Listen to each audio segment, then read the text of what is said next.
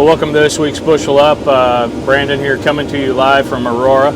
Actually, I'm commandeering the combine right now. I'm not sure if I've been given permission to do that, but the work must get done, so I've upgraded my status in life. It's every grain cart operator's dream to sit behind the wheel of a combine, and so on behalf of all of you out there, we'll see what happens when the boss gets back if I'm still employed next week. With that being said, you know, we're kind of seeing a little bit of everything out here. We got Hastings harvested over the weekend. We're here at Aurora now. Kind of like all of you, that wind that we had a couple weeks ago really wreaked havoc on this crop. We already had a situation with some stock issues in a lot of fields. You know, a lot of heat caused some problems, along with some disease and stock issues overall that have caused a lot of flat corn.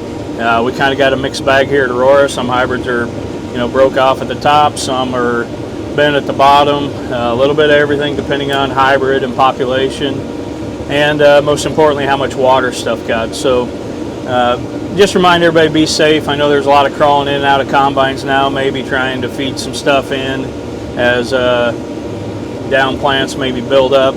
I know the great debate in Dairy Queen last week was to buy a corn reel or not in Central City. And unfortunately, it looks like it's going to be a slow corn harvest here in these areas where we have some down corn. Yields have been good. I wouldn't call them great. I think that's kind of what I'm hearing out of some of you out there, is maybe that top number that we sometimes see on yield monitors doesn't exist. Okay field averages if we got things watered well and took care of it. But the biggest thing is, you know, any place that we suffered a penalty, lack of water, you know, furrow irrigation not getting through, it's a heck of a penalty, and that really hurts. So keep your heads up. Hopefully we see some good stuff. Good news is corn has dried down, so it might help a little bit on the drying cost. For us, we've already got our first set of grid samples back off our first couple fields. Remind you, get those turned in. That is our foundation.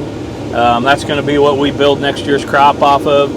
With some of these variable yields out here, we definitely want to know what we've removed in places.